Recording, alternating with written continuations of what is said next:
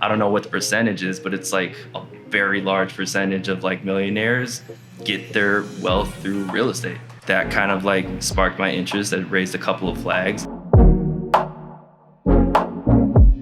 And then we'll get into talking real estate investment. Yeah, sure. I'll kind of cut to the chase with it. Was always just kind of looking at ways to make more money, not just for myself, but for my family. Sure. Not just make a lot of money, just like get in a nice house. I want to build like an empire. Like I want to make money and not only support my family today, but like in future generations. Sure. So through my research, like real estate has always come up, right? Like I don't know what the percentage is, but it's like a very large percentage of like millionaires get their wealth through real estate. That kind of like sparked my interest. That raised a couple of flags. And so digging into that, you always hear this like buy real estate without your own money, buy property and, you know, just have a huge portfolio and build your wealth that way.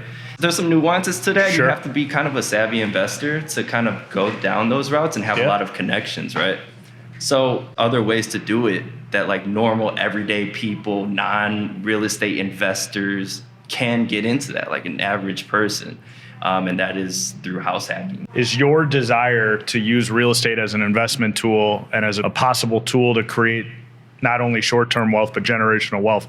Did that also, at what point did that converge with you deciding to be a real estate broker? Yeah. Obviously, they're very interconnected. Was that something that just naturally came together for you? Or do you consider those things kind of separate? Is one a means to an end? Yeah. That's something I'm always interested in hearing. Like, do you see yourself as a broker and a real estate investor? How do those things kind of merge together? Right. Yeah. No, I definitely see myself. So I thought that getting my license just made a lot of sense.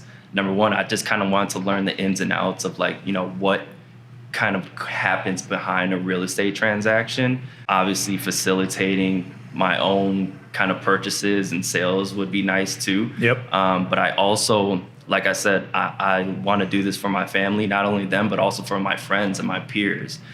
Growing up, a lot of my friends don't really know about what it takes to get into a property. They don't know the steps to take. I felt like getting my license and kind of teaching my friends the steps to get into their first property, to house hack, to start building a portfolio.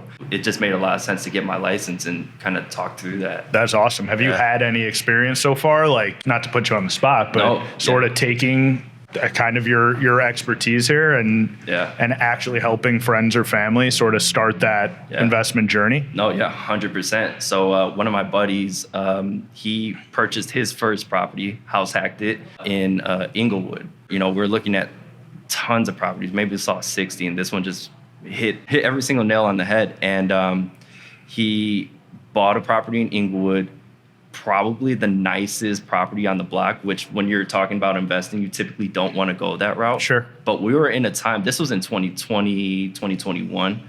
So the market was super hot. He didn't mind buying the property at that time because we kind of thought that it would appreciate quickly. Sure. Which it did, by the way. So we got him into the property, went through the whole inspection thing, everything really checked out. He lives in the first floor unit and he's renting out the second floor unit. And he's going through the Chicago Housing Authority, the CHA housing voucher program to fill that vacancy.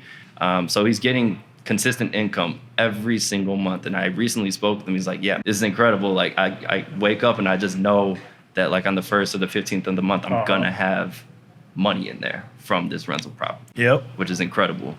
Have you guys talked about his potential next move, or is he? Yeah.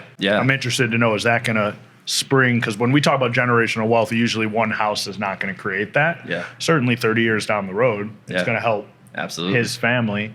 But have you guys put together a plan for sort of a bigger picture 100%. approach?